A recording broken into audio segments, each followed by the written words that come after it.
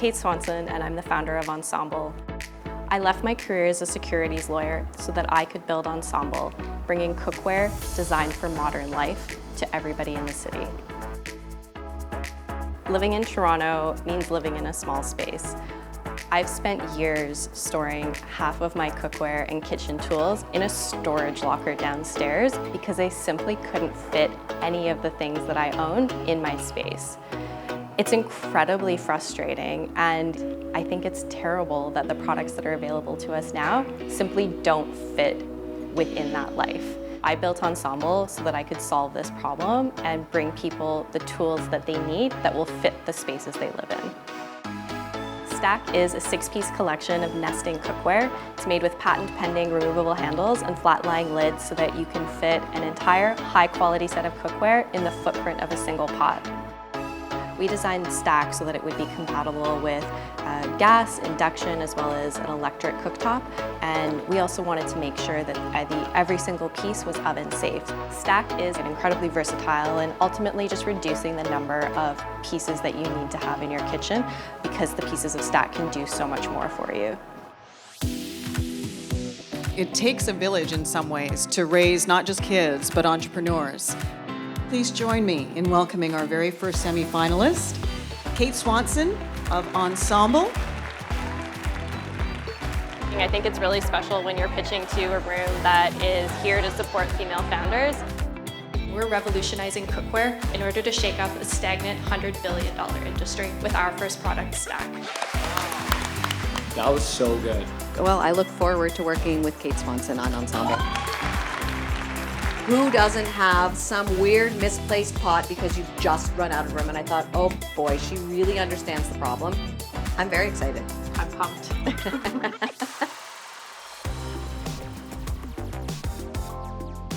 Abby and I connect in such a great way. As an entrepreneur, it's super lonely, and you don't always have people that are there every day telling you that, they're pumped for the progress that you're making. And the team at FWE is so great about doing that. Okay, so we're going to Vancouver soon, about a month away. And so what are some of the issues that you're grappling with now? I think for me right now, one of the big things that I'm grappling with is how to balance storytelling about some of the bigger picture things that we're doing with Ensemble as opposed to our hard data. There's two pieces to that. One is use of funds, but I think you also want to be very compelling at where it's going to get you, sort of what your runway is, how long it's going to last, but also you really want to show that you have the sales that are going to back up that ask. In 5 years, I really want to see Ensemble as the dominant online cookware line, and I also know that there's a lot of other things coming for brand extension, so I'm really excited to see how that's going to play out in 5 years, and I know that Kate is going to succeed. Cheers.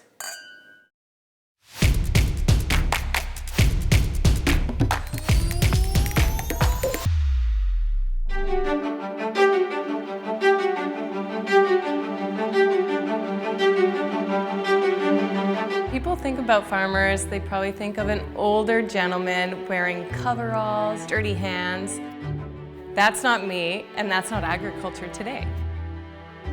I am the farmer back home. I am in charge of 4,400 acres of grain and oilseeds, and I also have a custom feedlot, and I farm alongside my husband, and we grew a family. I have 3 young children.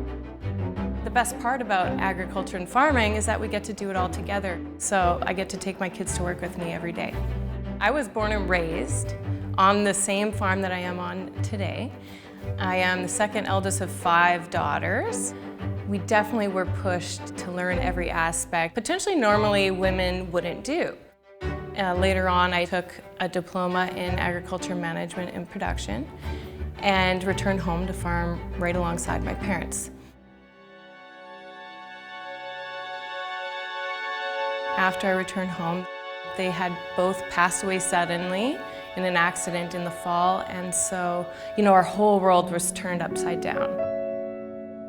Everything was a blur, but there was one thing that stood out to me and that I knew for sure. I was determined to continue farming and continue their legacy and keep the home base together. I'm glad to say that I was able to do that. Farmbox originated from my own necessity and struggles with trying to market grain. Because farmers do not set their grain prices, we are given offers from grain buyers. I looked everywhere to see if there was a platform that aggregates prices for me, and I found nothing, so I set out to build it. So Farmbox is like an Expedia, Trivago, or Kayak for grain prices where you can get the best deals online. You would enter in your location, and then a user has the option to pick as many crop types as they have. If you click on the bid, it will give you direct links to the buyer. So Farmbox essentially is saving farmers tons of time and giving them the ability to sell their grain at a higher price.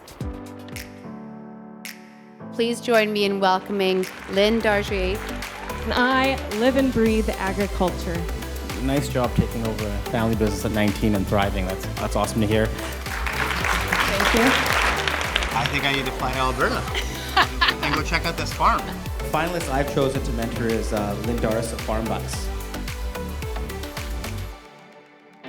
We want to either win it or not. Yeah.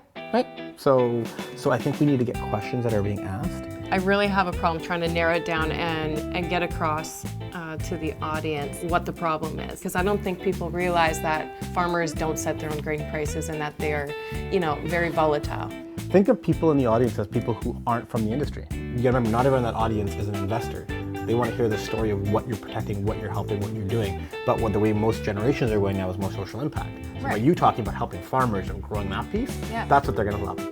The goal of Farmbox is really to empower farmers with the tools to succeed because, it all starts with the farmer. If they succeed, they are then able to invest in newer technologies and better practices that are more sustainable for our planet.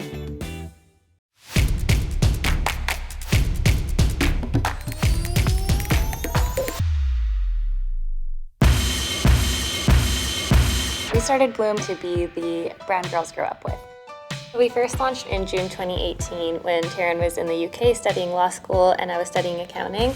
I was doing my master's thesis on girls in developing countries not having access to period products, and because of that they were actually missing weeks of school. And then realizing that because of the taboos and stigmas in North America as well, we were experiencing lack of access to products that had transparent and safe ingredients. And that was V1 of the company.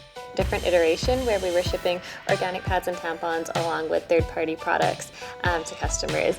And throughout that process, we were just learning everything about our customers and really staying close to them. They would email us if they broke up with their boyfriend and tell us little tidbits of their life, which was really fun. We discovered in a survey that over 60% of girls and women felt their self-esteem plummet as they went through puberty. And so that's really the stat that we set out to change.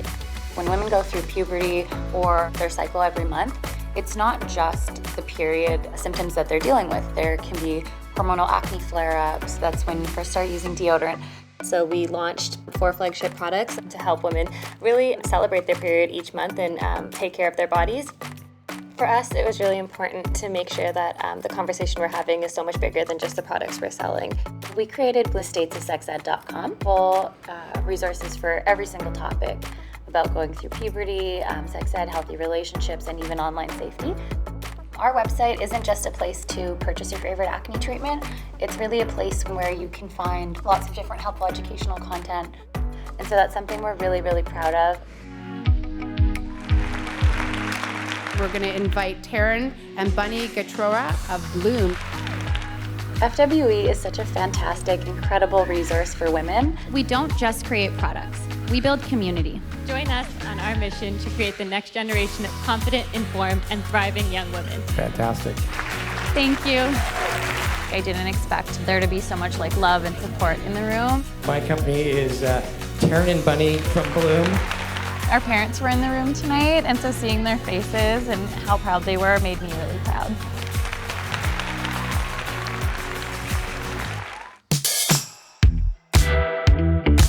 My pleasure to meet you guys. And this is now the nationwide competition, so we got to up our game. How do you think we can really relate, not just to the women of the audience, but the many men in that audience? How do we get creative around, hitting it home for them too. We want them to join us on our mission of tackling taboos and stigmas, because this problem affects everyone, whether they're like a woman or a man. We really need to use that 5 minutes intelligently, strategically. You're asking for money at this competition. Let's be really clear about use of proceeds. And I think that way it'll wrap well together with the emotional hook, but also somewhat rational investment decision making process. I feel pretty good about this. And we're really excited to be on this journey. We've had such an amazing time with the FWE team as well as our mentor Brian, and no matter what happens, we're just really excited and grateful for the opportunity.